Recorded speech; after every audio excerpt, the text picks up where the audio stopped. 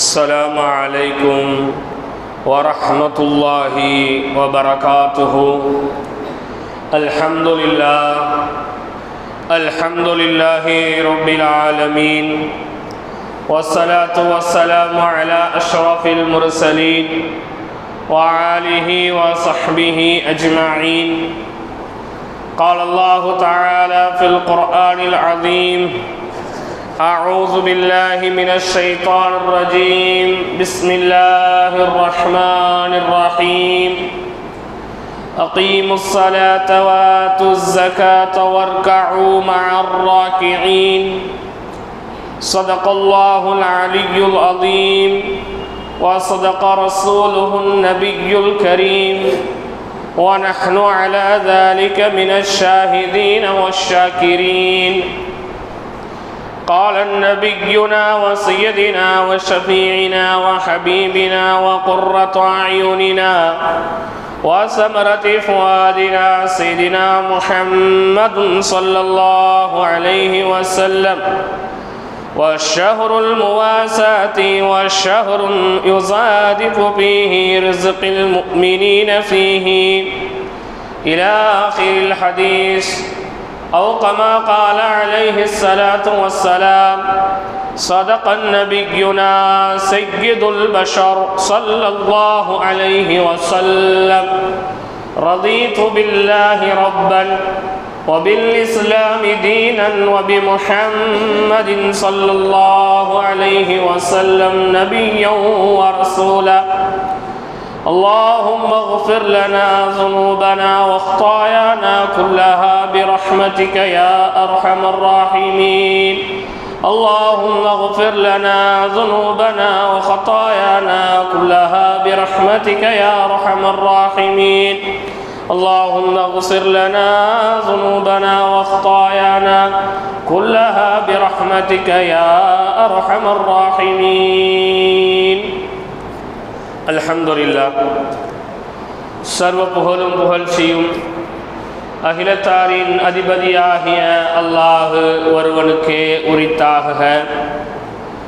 வானம் பூமி நிறைந்து நன்மைகளால் காணப்படும் ரமலான் மாதத்தை இந்த உம்மத்திற்கு தனிப்பெரும் சிறப்பாக வழங்கிய அல்லாஹ் ரப்பூல் ஆலமீனை என்றென்றும் போற்றி புகழ்ந்து, இத்தகைய புனித மாதங்களில் முஸ்லீம்கள் சொர்க்கத்திற்கு தகுதியானவர்களாக தங்களை ஆக்கிக் கொள்ள வேண்டும் என்பதற்காக அளப்பெரும் ஆர்வம் கொண்டு சீரான வழிமுறைகளை இந்த உம்மத்திற்கு சிறப்பு நடை எடுத்துச் சொன்ன சர்தார் முஹம்மது முஸ்தபா ரசூலுல்லாஹி ஸல்லல்லாஹு அலைஹி வஸல்லம் அவர்களின் மீது புனிதம் நிறைந்த இந்த வெள்ளிக்கிழமை அன்று அனுதினமும் ஸலவாத்துகளும் சலாமும் ஓதியவனாக இந்த ரமலானுடைய 2வது வாரத்தின் ஜும்மாவின் சிறு உரையை நாம் இன்று தெளிவுபடுத்த ஆரம்பிக்கின்றோம். அல்ஹம்துலில்லாஹ். கண்ணியத்திற்கும் மிகுந்த அன்பிற்கும் உரிய அல்லாஹ்வின் நல்லடியார்களே, ரமலான் மாதத்தை குறித்தும் ரமலான் மாதத்தில் நாம் செய்ய வேண்டிய அமல்களை குறித்தும் தராவி பயானிலும் சுபுஹ் பயானிலும் தொடர்ச்சியாக பல்வேறு விதமான செய்திகளை நாம் தெரிந்து வருகின்றோம். ரமலானுடைய மாதங்களிலே நாம் செய்யக்கூடிய காரியங்களிலே மிக முக்கியத்துவமாக இரவு தொழுகையும் நாம் நோக்கக்கூடிய நோன்பும் இருக்கிறது. இது அல்லாது ரமலான் மாதத்தில் நாம் செய்ய வேண்டிய மிக முக்கியமான ஒரு அமல் என்பது இருந்து கொண்டிருக்கிறது. இந்த நோன்பு, இந்த தொழுகை, இவை இரண்டும் உடலோடு உள்ளத்தோடு சம்பந்தப்பட்ட ஒரு வணக்க வழிபாடாக இருக்கிறது. இன்னும் ஒரு வணக்க வழிபாடு இருக்கிறது, உடலோடும் உள்ளத்தோடும் பொருளாதாரத்தோடும் சம்பந்தப்பட்ட ஒரு அமல். இந்த ரமலானுடைய மாதத்திலே நாம் செய்யக்கூடிய அமல்களிலே மிக உன்னதமான மிக முக்கியத்துவம் வகிக்கக்கூடிய ஒரு அமல்தான் நமது பொருளாதாரத்தின் மூலமாக நாம் செய்யக்கூடிய அமல். அல்லாஹ் ரப்புல் ஆலமீன் குர்ஆனிலே குறிப்பிடும்போது சொர்க்கம் என்பது உஇத்தத்துல் முத்தகீன், தக்வாவுடைய மக்களுக்கு, இறையச்சமுள்ள மக்களுக்கு சொர்க்கத்தை நான் வாக்களிக்கின்றேன் என்று அல்லாஹ் சொர்க்கத்தை வாக்களிக்கின்றான். அந்த இறையச்சமுள்ள அடியார்கள் யார், அவர்களுடைய அடையாளங்கள் என்ன என்பதை குறித்து அல்லாஹ் அடுத்த வசனங்களிலே தெளிவுபடுத்தும் போது அல்லதீன யுன்ஃபிகூன பிஸ்ஸர்ராஇ வல்லர்ராஹ் வல்காஸிமீனல் கைஸ வல்ஆஃபீன அனின் நாஸ், அந்த இறையச்சமுள்ள அடியார்கள், அந்த தக்வாவிற்கு சொந்தக்காரர்கள் சொர்க்கத்திலே நுழையக்கூடியவர்கள் யார் என்று சொன்னால், தன்னுடைய வறுமையான நேரத்திலும் தன்னுடைய செல்வ செழிப்பான நேரங்களிலும், தன் வியாபாரம் லாபகரத்தில் செல்லும் பொழுதும் தன் வியாபாரம் நஷ்டகரத்தில் செல்லும் போதும், தன்னிடத்தில் பணம் பாக்கெட் நிறைய இருக்கும் போதும், தன்னிடம் ஒன்றுமே இல்லாத போதும், தான் வயிறு உடைக்க சாப்பிடக்கூடிய நேரங்களிலும், தான் வீட்டில் சாப்பிடுவதற்கு ஒன்றும் இல்லாத நேரங்களிலும் கூட தர்மம் செய்யக்கூடியவர்களாக இருப்பார்கள். இறை வழியில் தங்களுடைய செல்வங்களை இறைவனுக்காக கொடுத்து உதவக்கூடியவர்களாக இருப்பார்கள். அவர்கள் தான் முதல் அடையாளத்தை கொண்டவர்கள் என்று முதன்மையான ஒரு அடையாளத்தை அல்லாஹ் ரப்புல் ஆலமீன் குர்ஆனிலே குறிப்பிட்டு காமிக்கின்றான். கணித்திற்குரியவர்களே, இந்த ரமலானுடைய மாதத்திலே நாம் செய்யக்கூடிய அமல்களிலே மிக முக்கியத்துவம் வாய்ந்தது நம்மளுடைய பொருளாதாரத்தின் மூலமாக நாம் செய்யக்கூடிய அமல். அல்லாஹ்வின் தூதர் ஸல்லல்லாஹு அலைஹி வஸல்லம் அவர்கள் சொன்னார்கள், ரமலான் மாதம் என்பது ஷஹருல் முவாசாத், அது கருணைக்குரிய ஒரு மாதம், அது மக்களோடு இரக்கத்தோடு நடந்து கொள்ளக்கூடிய ஒரு மாதம், மக்களுக்கு மத்தியில் அனுதாபத்தை காட்டக்கூடிய ஒரு மாதம், எளிய மக்களுக்கு உதவி செய்யக்கூடிய ஒரு மாதம். அந்த மாதம் என்பது அனைவரையும் அரவணைத்து வாழக்கூடிய ஒரு மாதம் என்பதாக இந்த ரமலானுடைய மாதத்தை குறித்து அல்லாஹ்வின் தூதர் ஸல்லல்லாஹு அலைஹி வஸல்லம் அவர்கள் சொல்லி காமித்தார்கள். ஷஹ்ருல் முவாசா, கருணை செலுத்தக்கூடிய இந்த மாதத்தில் நமது பொருளாதாரத்தின் மூலமாக இல்லாத ஏழை எளிய மக்களுக்கு நாம் உதவுவதற்கு அல்லாஹ் ரப்புல் ஆலமீன் நம் அனைவருக்கும் வாய்ப்புகளை அளிக்க வேண்டும். பெருமானார் ஸல்லல்லாஹு அலைஹி வஸல்லம் அவர்கள் அதை தொடர்ந்து அடுத்து அப்படியே சொல்லி காமித்தார்கள். இந்த ரமலான் மாதம் இருக்கிறதே, ஷஹ்ருன் யுஸாது ஃபீஹி ரிஸ்கில் முஃமினீன், இந்த ரமலானுடைய மாதத்தில் தான் முஃமின்களுடைய பொருளாதாரம் உயர்த்தப்படுகிறது. இந்த ரமலானுடைய மாதத்தில் தான் முஃமின்களுக்கான ரிஸ்கில் அல்லாஹ் ரப்புல் ஆலமீன் பரக்கத்தை ஏற்படுத்துகின்றான். இந்த ரமலானுடைய மாதத்தில் தான் ஒருவனுடைய வியாபாரத்தில் அல்லாஹ் பரக்கத்தை கொடுக்கின்றான். இந்த ரமலானுடைய மாதத்தில் தான் ஒருவன் சேமித்து வைத்திருக்கக்கூடிய பணத்தில் அல்லாஹ் பரக்கத்தை கொடுக்கின்றான். ரிஸ்கில் பரக்கத்தை தரக்கூடிய மாதம். கணித்திற்குரியவர்களே, யாருக்கு தெரியுமா இந்த பரக்கத்தை அல்லாஹ் கொடுக்கின்றான்? அந்த ரமலான் மாதத்தில் தன்னிடத்தில் இருப்பதை பிறருக்கு கொடுத்து உதவக்கூடியவர்களுக்கு தான் அல்லாஹ் ரப்புல் ஆலமீன் அதை கொடுக்குகின்றான். கிணறு இருக்கிறதே, கிணறு, அதிலே தண்ணீரை அல்லதான் அது ஊற்றெடுத்து கொண்டிருக்கும். தண்ணீர்கள் ஊற்றெடுக்க தண்ணீரை நாம் வெளியேற்றவில்லை என்றால் ஊற்று ஒரு நாள் நின்று போய்விடும். ஊற்று நின்று போனால் இறுதியில் கிணறு வத்திவிடும். கிணறு வத்தி போனால் இறுதியில் அந்த கிணத்தில் பாறைகள் மாத்திரம்தான் மிச்சமாக இருக்கும். நம்மிடத்தில் இருக்கக்கூடிய பொருளாதாரமும் அப்படிதான். நாம் கொடுக்கதான் அல்லாஹ் ரப்புல் ஆலமீன் அதை அதிகரித்துக் கொண்டே இருப்பான். அதை நமக்கென்று நாம் தக்க வைத்துக் கொண்டால், நமக்கென்று ஒதுக்கி வைத்துக் கொண்டால், நாளைக்கு என் வாழ்க்கைக்கு தேவை என்று நாம் பதுக்கி வைத்துக் கொண்டால், அல்லாஹ் ரப்புல் ஆலமீன் இருக்கக்கூடியதை கொஞ்சம் கொஞ்சமாக இல்லாமல் ஆக்கி விடுவான் என்பதை நாம் கவனத்திலே கொள்ள வேண்டும். பெருமானார் ஸல்லல்லாஹு அலைஹி வஸல்லம் ரமலான் மாதம் மாத்திரமல்லாமல் ரமலான் அல்லாத மாதங்களிலும் ஏராளமாக தர்மம் செய்யக்கூடியவர்களாக இருந்தார்கள். தான் எவ்வளவுதான் இறை வணக்கத்திலே ஈடுபட்டிருந்தாலும், எவ்வளவுதான் தொழுகையிலே ஈடுபட்டு இருந்தாலும், எவ்வளவுதான் குர்ஆனோடு தொடர்பில் இருந்தாலும், எவ்வளவுதான் அல்லாஹ்விடத்திலே நெருக்கத்தை பெற்றிருந்தாலும், தர்மம் செய்வது என்பது மிக பெரும் ஒரு அமல் என்பதை அல்லாஹ்வின் தூதர் அவர்கள் உணர்த்தும் வண்ணத்தில் சஹாபாக்களிடத்திலே அருமையான ஒரு நிகழ்வை நிகழ்த்தி காமித்தார்கள். நாம் நினைத்துவிடக் கூடாது, நான் தொழுகின்றேன், நான் குர்ஆன் ஓதுகின்றேன், நான் நல்ல அமலை செய்கின்றேன், நான் திக்ர் செய்கின்றேன், நான் தௌபா செய்கின்றேன், நான் ஏன் தர்மம் கொடுக்க வேண்டும், நான் ஏன் பிறருக்கு உதவ வேண்டும், நான் ஏன் பள்ளிக்கு உதவ வேண்டும் என்று நான் நினைத்து விடக் கூடாது. நான் தொழக்கூடிய தொழுகை, நான் ஓதக்கூடிய குர்ஆன், நான் செய்யக்கூடிய திக்ர், நான் கேட்கக்கூடிய தௌபாவின் மூலம் மாத்திரமே நான் சொர்க்கம் சென்று விடுவேன் என்று நாம் நினைக்கவே கூடாது. உமர் இப்னுல் கத்தாப் ரலியல்லாஹு தஆலா அன்ஹு, பெருமானார் முஹம்மது முஸ்தபா ஸல்லல்லாஹு அலைஹி வஸல்லம் அவர்கள், ஹஸரத் முஆவியா ரலியல்லாஹு தஆலா அன்ஹு, 3 நபர்களும் மதீனாவின் ஒரு தெரு வழியாக நடந்து செல்கின்றார்கள். மதீனாவின் ஒரு தெரு வழியாக நடந்து செல்கின்றார்கள்.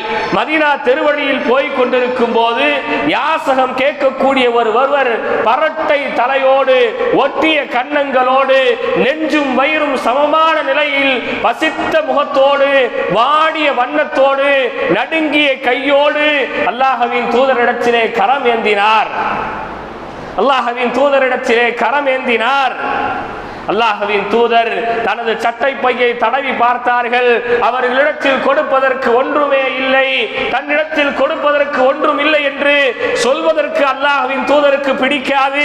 தன்னிடத்தில் யார் எதை கேட்டாலும் உடனே அதை கொடுத்து பழகுவதுதான் பெருமானாருடைய பழக்கம். பக்கத்தில் முஆவியாவை பார்த்தார்கள், உமரை பார்த்தார்கள். முஆவியா ரலியல்லாஹு தஆலா அன்ஹு அவர்களிடத்திலே சில திர்ஹங்களை, சில தீனார்களை கடனாக வாங்கினார்கள். வாங்கி வந்த யாசகர்களுக்கு அல்லாஹ்வின் தூதர் கையிலே கொடுத்தார்கள். அந்த யாசகர் மன நிறைவோடு அதை வாங்கிவிட்டு சென்றார். பக்கத்தில் இருந்த உமர் ரலியல்லாஹு அன்ஹு கேட்டார்கள், அல்லாஹ்வின் தூதரே, அல்லாஹ்வின் தூதரே, இப்படி கடன் வாங்கி கொடுக்கணும்னு அல்லாஹ் சொல்லி இருக்கானா? உங்கள் பேர பிள்ளைகள் பசியோடு வாடினார்களே, உங்கள் மகளார் பாத்திமா வீட்டுக்கு சென்றீர்களே, உங்கள் பேர குழந்தைகள் சாப்பிடுவதற்கு ரொட்டி துண்டுகள் இல்லாமல், பேரித்த பழங்கள் இல்லாமல், சின்ன மாமிசம் கூட இல்லாமல் தவிக்கும் நேரத்தில் கூட தாங்கள் யாரிடத்திலும் கடன் பெறவில்லையே. ஒரு யூதனுடைய கிணத்திற்கு சென்று அந்த கிணத்திலே தண்ணீரை இறைத்து அதன் மூலமாக வந்த வருமானத்தை, உழைத்த வருமானத்தை தானே உங்க பேர குழந்தைகளுக்கு கொடுத்தீங்க. இப்ப என்ன நாயகமே கடன் வாங்கி கொடுக்கிறீங்க? கடன் வாங்கி தர்மம் கொடுக்கணும். உமரின் கேள்விக்கு ரலியல்லாஹு அன்ஹு பெருமானார் பதில் அளிக்கவில்லை. பக்கத்தில் இருந்த முஆவியா ரலியல்லாஹு அன்ஹு சொன்னார்கள், அல்லாஹ்வின் தூதரே, நீங்கள் என்னிடத்தில் கடன் வாங்குவதனால் உங்களுக்கு ரிஸ்க் அளிக்கக்கூடிய அல்லாஹ்வின் கஸானாவில் எதுவும் குறைய போவதில்லை. நீங்கள் என்னிடத்தில் கடன் வாங்கி கொடுத்தாலும் அல்லாஹ் உங்களுக்கு கொடுக்கிறத இன்னும் அதிகரிக்கதான போகின்றான் நாயகமே என்று உமர் ரலியல்லாஹு அன்ஹுக்கு பதில் சொன்னும் மனத்திலே முஆவியா ரலியல்லாஹு அன்ஹு சொன்னார்கள். முஆவியா ரலியல்லாஹு அன்ஹுவை பார்த்து பெருமானார் ஸல்லல்லாஹு அலைஹி வஸல்லம் அவர்கள் ஒரு பொன்முறிவலாக ஒரு சிரிப்பை சிரித்துவிட்டு மீண்டும் தங்களுடைய நடையை ஆரம்பித்தார்கள். கணியத்திற்குரியவர்களே, நம்மிடத்தில் இல்லை என்று சொன்னாலும் கூட இல்லாத ஒருவர் வந்து கேட்கும் போது நம்மால் ஒரு கடன் பெற்று அந்த கடனை அடைக்கும் அளவிற்கான வலிமையும் அதற்கான வாய்ப்பும் நமக்கு இருந்தால் கடன் பெற்று கூட தர்மம் கொடுக்க வேண்டும் என்று கண்மணி முஹம்மது முஸ்தபா ஸல்லல்லாஹு அலைஹி வஸல்லம் அவர்கள் சொல்லி காமிக்கின்றார்கள் என்றால் இன்றைக்கு கொடுக்கும் விஷயத்தில் நாம் எப்படி இருக்கின்றோம்? பெருமானார் ஸல்லல்லாஹு அலைஹி வஸல்லம் சொன்னார்கள், தாழ்ந்த கையை விட என்றைக்கும் உயர்ந்த கையே மேலானது. தாழ்ந்த கையை விட, வாங்கும் கையை விட கொடுக்கும் கையே என்றைக்கும் மேலானது என்று அல்லாஹ்வின் தூதர் சொன்னார்களே. இன்றைக்கு வாங்குவதில் நாம் காட்டக்கூடிய ஆர்வம் கொடுப்பதில் காமிக்கின்றோமா? கொஞ்சம் யோசித்து பார்க்க வேண்டும். இந்த ரமலான் மாதம் என்பது ஏழை எளிய மக்கள் மீது அனுதாபம் செலுத்தக்கூடிய மாதம். பெருமானார் ஸல்லல்லாஹு அலைஹி வஸல்லம் அவர்கள் சொன்னார்கள், உங்களுடைய இரத்த உறவுகள் பஞ்சத்தில் இருக்கும் போது பகுமையான வாழ்க்கையை நீங்கள் வாழாதீர். இரத்த உறவுகள், உடன் பிறந்த அக்கா தங்கச்சி, உடன் பிறந்த அண்ணன் தம்பி, பெற்றெடுத்த தாய் தந்தை, பசியோடு இருப்பார்கள், வறுமையில் இருப்பார்கள், பெருநாள் செலவுக்கு என்ன செய்வது என்று தெரியாமல் இருப்பார்கள். ஆனால் நாமோ ஊரில் நடக்கக்கூடிய நிறைய நிகழ்ச்சிகளுக்கு அதிகமான டொனேஷன்களை கொடுப்போம். 2500 வைத்துக் கொள்ளுங்கள், 3500 வைத்துக் கொள்ளுங்கள், 4000 வைத்துக் கொள்ளுங்கள் என்று கொடுப்போம். அல்லாஹ்வின் தூதர் முதலில் குடும்பத்திற்காக, இரத்த உறவுகளுக்காக கொடுத்து உதவ வேண்டும் என்று நமக்கு கட்டளையிட்டுள்ளார்களே. ரமலானுடைய மாதம் ஜகாத்தின் மூலமாக நமது பணத்தை சுத்தம் செய்யக்கூடிய மாதம். ஜகாத், ஜகாத்னா என்ன? ஜகாத்ங்கிற அரபு வார்த்தைக்கு தமிழ் அர்த்தம் என்ன? ஜகாத்னா என்ன? தூய்மைப்படுத்தக்கூடியது. யாரை தூய்மைப்படுத்தக்கூடியது? செல்வம் அதிகமாக வைத்திருப்பவர்களிடத்தில் இருக்கக்கூடிய பாவத்தை தூய்மைப்படுத்தக்கூடியது ஜகாத். வாங்கக்கூடிய ஏழை மக்களினுடைய பசியை தூய்மைப்படுத்தக்கூடியது ஜகாத். வாங்கக்கூடிய ஏழை மக்களினுடைய வறுமையை தூய்மைப்படுத்தக்கூடியது ஜகாத். அல்லாஹ்வின் தூதர் ஜகாத்தில் மிக பெரும் ஒரு புரட்சியை ஏற்படுத்தினார்கள். அந்த ஜகாத்தின் புரட்சி என்ன தெரியுமா? யாரும் ஏழையாக இருக்கக்கூடாது. ஜகாத்தின் முழு நோக்கம், இந்த ஆண்டு ஜகாத் வாங்கக்கூடியவர் அடுத்த ஆண்டு ஜகாத் வாங்கக்கூடாது. இந்த ஆண்டு ஜகாத் வாங்கக்கூடியவர் அடுத்த ஆண்டு ஜகாத்தை கொடுக்கும் அளவிற்கு வளர வேண்டும். அந்த அளவிற்கு ஒரு மனிதன் ஜகாத்தை கொடுக்க வேண்டும் என்று அல்லாஹ்வின் தூதர் அவர்கள் சொன்னார்கள். ஆனால் இன்றைக்கோ ஜகாத்தின் நிலைமை மோசமாகி போய் கொண்டிருக்கிறது. இன்றைக்கு ஜகாத்தின் மூலமாக ஏழைகள் மீண்டும் மீண்டும் ஏழைகளாகி கொண்டே இருக்கின்றார்கள். வாங்கக்கூடியவர்கள் வருடம் தோறும் அதிகரித்துக் கொண்டிருக்கின்றார்கள். ஜகாத்தை கொடுக்கக்கூடியவர்கள் வாங்க வரக்கூடிய ஏழைகளை அடித்து துரத்தக்கூடியவர்களாக இன்றைக்கு இருக்கின்றார்கள். அல்லாஹ் காப்பாற்ற வேண்டும். ஜகாத்தை கொடுக்கின்றோம் என்றால் 100 கிலோ அரிசியை வாங்கி 100 பேருக்கு 1 கிலோ அரிசி கொடுப்பதல்ல. 1000 கிலோ அரிசியை வாங்கி 100 பேருக்கு 10 கிலோ அரிசி கொடுப்பதல்ல.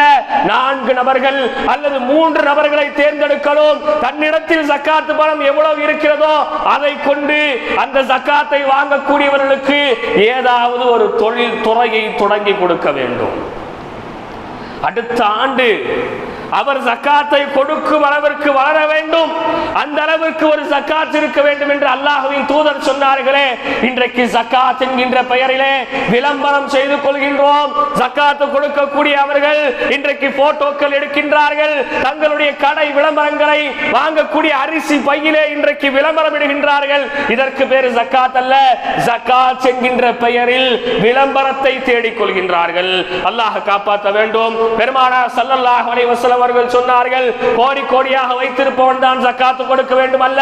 100 ரூபாய் வைத்திருப்பவன் 2.5% ஜகாத் கொடுக்க வேண்டும். ஒரு வருஷத்துல பேங்க்ல 10,000 போட்டிருக்கிறோம்.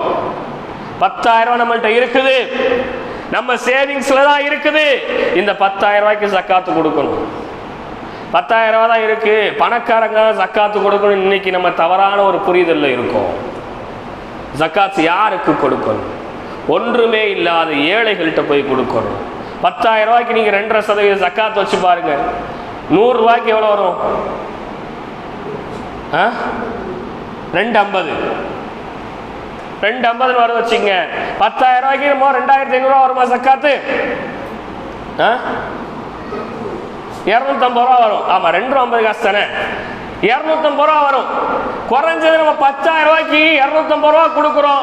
ஒரு மஹல்லாவில் 100 பேர் 10,000 ரூபா வச்சிருக்கிறாங்கன்னு சொன்னா 100 பேர் 250 ரூபா கொடுக்க ஆரம்பிச்சா அது ஒரு பெரிய தொகையாக சேர்ந்து போயிடும். சகோதரர்களே, இன்னைக்கு சேவிங்ஸ் அக்கௌண்ட்ல 10,000 ரூபாய் இல்லாம யாருமே இருக்கிறது இல்ல. நமக்கு ஒரு மருத்துவ செலவுக்காக வேண்டியாவது குறைஞ்சபட்சம் பேங்க்ல ஒரு அமௌண்ட்டை போட்டு வச்சிருப்போம், அல்லது குறைஞ்சபட்சம் ஒரு நகையை வச்சிருப்போம், ஒரு சொல்ல வச்சிருப்போம், ஏதோ ஒரு சொத்தை வச்சிருப்போம். ஆக மொத்தம் நாளைக்கு தேவைன்னு சொல்லி இன்னைக்கு குறைஞ்சபட்சம் ஒரு சின்ன தொகை இல்லாம இன்னைக்கு யாருமே இருக்கிறது இல்ல. ஆனா ஜகாத் என்பது பெரிய நகைக்கடை வச்சிருக்கிறதா கொடுக்கணும், பெரிய அரிசி மண்டி வச்சிருக்கிறதா கொடுக்கணும், அவங்க தான் ஜகாத்தை கொடுக்கணும் நம்ம நினைக்கிறோமே. இல்லவே இல்லை சகோதரர்களே. எளிய மக்களும் கூட ஜகாத்தை கொடுக்க வேண்டும். எளிய மக்கள் அவர்களை விட எளிய மக்களிடத்திலே சென்று ஜகாத்தை கொடுக்க வேண்டும் என்று அல்லாஹ்வின் தூதர் ஸல்லல்லாஹு அலைஹி வஸல்லம் சொல்லி காமிச்சாங்களே. இன்னைக்கு பணத்தை நவற்றதுக்கு நமக்கு மனசு வர மாட்டேங்குதே. அல்லாஹ் காப்பாற்ற வேண்டும். பெருமானார் ஸல்லல்லாஹு அலைஹி வஸல்லம் எவ்வளவு அற்புதமான அழகான விஷயங்களை சொல்லி காமித்தார்கள். இந்த ரமலானுடைய மாதங்களில் நேரம் ரொம்ப சுருக்கமானது, ரொம்ப நேரம் பேச முடியாது. முக்கியமான சில பாயிண்ட்டுக்கு வந்துடுவோம். இந்த ரமலானுடைய மாதத்தில், இந்த ரமலானுடைய மாதங்களில் நாம் செய்யக்கூடிய நன்மை கலந்த வீண் செலவு ஒன்று இருக்கிறது. இந்த ரமலானுடைய மாதத்தில் பல பள்ளிகளில் பெருமையாக செய்யக்கூடிய ஒரு காரியம், அது நன்மையாக இருந்தாலும் கூட அது அல்லாஹ் ரசூல் காமித்து தராத ஒரு வழிமுறை.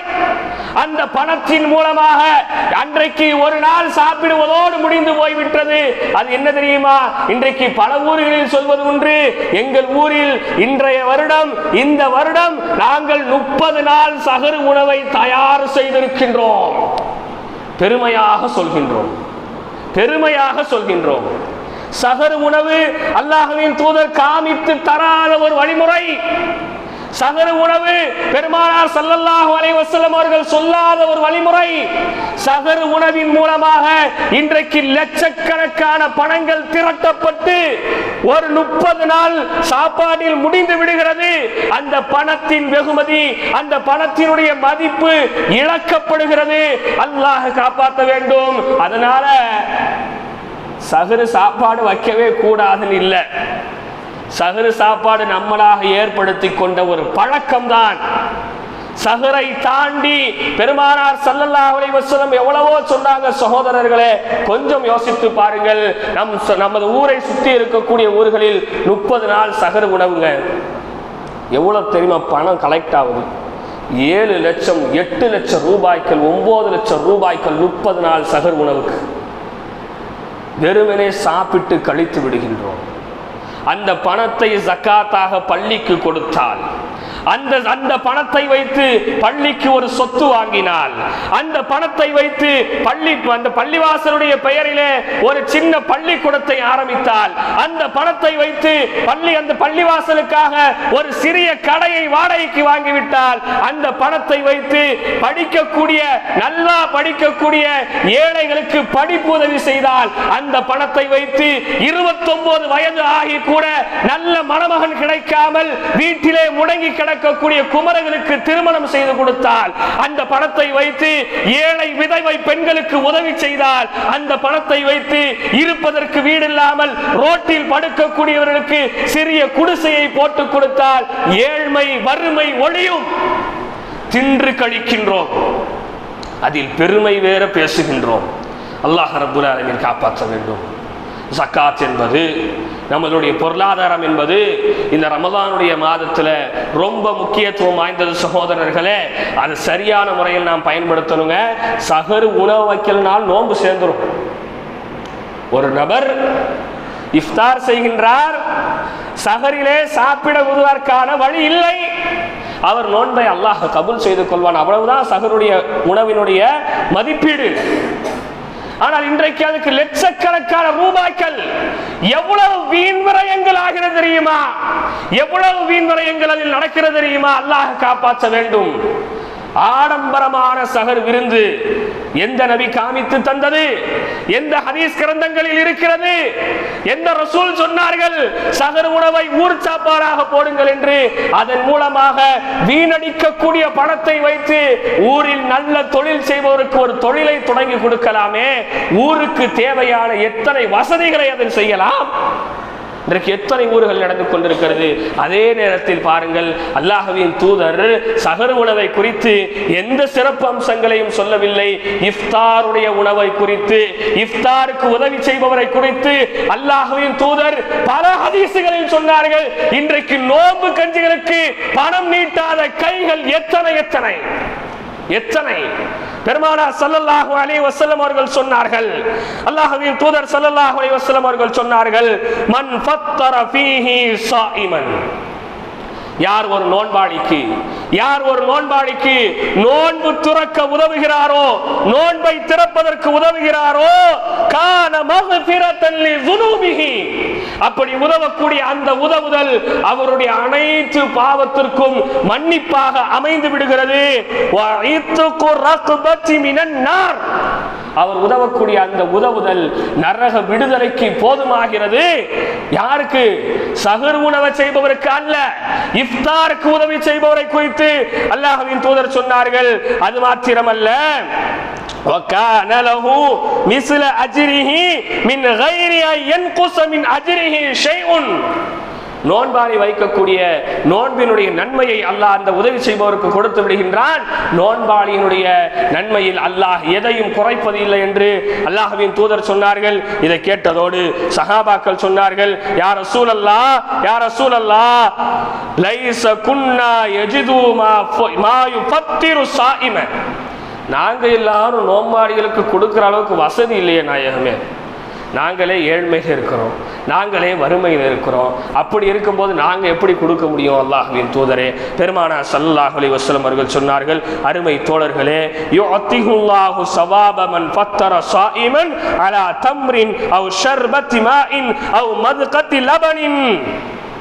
கொடுக்கணும்னா நீங்க ரொம்ப பெருசா கொடுக்கணும் கூட இல்லை, ஒரு பேரிச்சம்பழம், ஒரு மிடர் தண்ணி, ஒரு மிடர் பாலை கொடுத்தாலும் கூட இஃப்தாருக்கு உதவி செய்பவருக்கு அல்லாஹ்வின் தூதர் சொன்ன நன்மை என்ன? சஹருக்கு இன்றைக்கு தடபுடலாக பெருமைக்காக இன்றைக்கு பல ஊர்களில் இப்படி ஒரு புதிய வழிமுறை இன்றைக்கு தொடங்கிவிட்டதே. இது அல்லாஹ் ரசூல் காமித்து தராத வழிமுறை. அதனால அதை செய்யறது ஒன்றும் பாவமான காரியம்லாம் இல்லை. முதல்ல அதையும் நம்ம விளங்கணும். சொன்னதோட சஹர் உணவு பாவம் நினைச்சிடாதீங்க, அது நன்மைதான். நாம் ஏற்படுத்தி கொண்டாலும் கூட அது ஒரு புறம் நன்மைதான். ஆனால் அல்லாஹ்வின் தூதர் எதை உயர்ந்த நன்மையாக சொன்னார்களோ இன்றைக்கு அதை கைவிட்டுட்டோமே.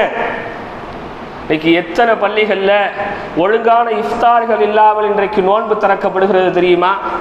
எத்தனை பள்ளிவாசல்கள்ல நோன்பு திறப்பதற்கு கஞ்சிக்கு பணம் இல்லாமல் மாற்று மத சகோதரர்களிடத்திலே சென்று கஞ்சிக்கு பணம் வாங்கக்கூடிய சூழல் இருக்கிறது தெரியுமா? எத்தனை பள்ளிகள்ல தங்கள் மஹல்லாவுக்கு மட்டும்தான் கஞ்சி காய்ச்ச முடிகிறது, அந்த அளவிற்கு தான் எங்களுடைய பொருளாதாரம் நெருக்கடியில் இருக்கிறது என்று சொல்லி இன்றைக்கு எத்தனை பள்ளிகள் இருக்கிறது தெரியுமா? எத்தனை பள்ளியினுடைய நிர்வாகிகள் இன்றைக்கு பள்ளியினுடைய லெட்டர் பேடையும் பள்ளியினுடைய ரிசிப்டையும் கொண்டு எத்தனை ஊர்களில் சென்று வசூல் விற்கின்றார்கள் தெரியுமா? இஃப்தாருக்கு உதவி செய்வது அல்லாஹ்வின் தூதர் சொன்ன வழிமுறை. இஃப்தாருக்கு உதவி செய்வது அல்லாஹ்வின் தூதர் நன்மையை கொட்டி தரும் என்று சொன்னார்களே, அதை இன்றைக்கு நாம் கைவிட்டு விட்டோம். அதை நீ கைவிட்டோம். ஆனா காமித்து தராத ஒரு வழிமுறைக்கு சஹர் உணவுக்கு நம்ம தயார் செய்யணும். சகோதரர்களே, ரமலானுடைய மாதத்தில் வறுமை இல்லாத ஒரு ஊரை உருவாக்குவதற்கு நாம் முயற்சிக்க வேண்டும். இன்று காலையில் இது சம்பந்தமாக ஒரு காணொளியை பார்க்கும்போது யூடியூபில் ஒரு அழகான ஒரு காணொளி என் கண்ணுக்கு பட்டது. மதுரை பக்கத்தில் புளியங்குளம் என்கின்ற ஒரு ஊர். நீங்கள் வேணா எல்லாரும் யூடியூப் பார்க்குற ஆட்கள் தான் இருப்பீங்க. லீ டிவி சேனல் எடுத்து பாருங்கள். லீ டிவி சேனல். மதுரை பக்கத்தில் புளியங்குளம்ங்கிற ஒரு ஊர். அந்த ஊரில் இருக்கக்கூடிய தொழுகையாளிகள் எல்லாம் ஒரு தடவை தொழுதுட்டு வெளியே போயிருக்கிறாங்க. ஒரு 30 வருஷத்துக்கு முன்னாடி தொழுதுட்டு வெளியே போனால் தெருக்குள்ள புதிய புதிய ஆட்களாக நிறைய நடமாட்டம். தொழுகையாளிகள் பக்கத்தில் இருக்கக்கூடிய வீடுகளில் விசாரிக்கின்றார்கள். புதிய புதிய ஆட்களாக மாற்று மத சகோதரர்லாம் வராங்களே, என்ன விஷயம், எதனால இவங்கெல்லாம் ஊருக்குள்ளே வந்து போகிறாங்க? அந்த ஊர் மக்கள் சொன்னாங்க, எங்களுக்கு 1000-2000 கூட நாங்கள் டெய்லி சீட்டு வாங்குற மாதிரி தான் இருக்கிறோம், எங்களுக்கு தினம் சீட்டு தர்றதுக்காக இவங்க வராங்க, கொடுத்த பணத்தை வசூலிக்கிறதுக்காக இவங்க வராங்க. தினம் சீட்டு எவ்வளோ வாங்குவீங்க? 2000 ரூபா வாங்கினா 1900 அல்லது 1800 கொடுப்பாங்க, நாங்கள் 2000 திரும்ப கட்டணும் என்று சொன்னதோடு அந்த ஊரில் இருக்கக்கூடிய 3 இளைஞர்களும் ஒரே ஒரு வயதாளியும் சேர்ந்து ஒரு முடிவு பண்ணுகின்றார்கள். இனி நமது பள்ளியில், நமது மஹல்லாவில், சிறிய மஹல்லா தான் புளியங்குளம், நமது மஹல்லாவில் இனி எந்த வட்டிக்காரரும் உள்ளே நுழையக்கூடாது, இனி யாரும் எதற்கும் யாரிடத்திலும் கையேந்த கூடாது, இதற்கான வலுவான ஒரு பைத்துல் மாலை நாம் உருவாக்க வேண்டும் என்று 3 நபர்கள் சேர்கின்றார்கள். ரமலானுடைய மாதத்தில் அவர்களால் இயன்ற கொஞ்சம் உதவி, கொஞ்சம் தொகைகளை போட்டு ஒரு சிறிய தொகையை நகையை தயார் செய்கின்றார்கள். முதலில் 2000 ரூபாய்கள் கடன் வாங்கக்கூடிய, வட்டிக்கு வாங்கக்கூடியவர்களுக்கு வட்டி இல்லாத கடனை அவர்கள் கொடுக்கின்றார்கள். சகோதரர்கள் கொஞ்சம் யோசிங்க. சாப்பிட்டு போட்டா முடிஞ்சிருச்சுங்க வேலை. அந்த ஒரு நேரம் சாப்பாடு நம்ம வீட்டில் சமைக்க முடியாமல நம்ம இருக்கிறோம். இல்லை, நம்ம தான் பணம் கொடுத்து நம்ம தான் சமைச்சு சாப்பிட்றோங்க. வீட்டில் சமைச்சா 100 ரூபாவில் முடிஞ்சிடும். வசூலிக்க போகும்போது 1000 ரூபா நம்ம கொடுத்தாங்க. அந்த நபர் அந்த பணத்தை வைத்து அவர் கொஞ்சம் நல்ல தொழில் பார்த்து விட்டு தட்டக்கு வட்டி இல்லாமல் கொடுத்துருக்காங்களேன்னு சொல்லி நானும் அந்த இயக்கத்தில் சேர்றேன்னு சொல்லி அவர் அதற்கு பிறகு வெறும் 500 ரூபாயை அவர்களிடத்திலே கொடுத்து அவர் ஒரு சின்ன தொகையை கொடுக்கின்றார். அதற்கடுத்து வீட்டில் இருக்கக்கூடிய விதவை பெண்களுக்கு அவர்கள் மூலமாக இருந்த பணத்தின் மூலம் ஒரு தையல் மிஷினை வாங்கி கொடுத்து, உனக்கு கணவன் இல்லை, இந்தாமா தையல் மிஷின் வச்சு தச்சு பொழைச்சிக்கன்னு கொடுத்தாங்க. அந்த அம்மாவுக்கு நல்ல தொழில் நல்ல முறையில் வந்துச்சு. அந்த அம்மா நானும் இதில் இணைகிறேன், இந்தாங்க என்னால் முடிஞ்ச ஒரு தொகைன்னு சொல்லி கொடுத்தாங்க. அதன் மூலமாக அவர்களுக்கு இன்னொரு தொகை கிடைச்சது.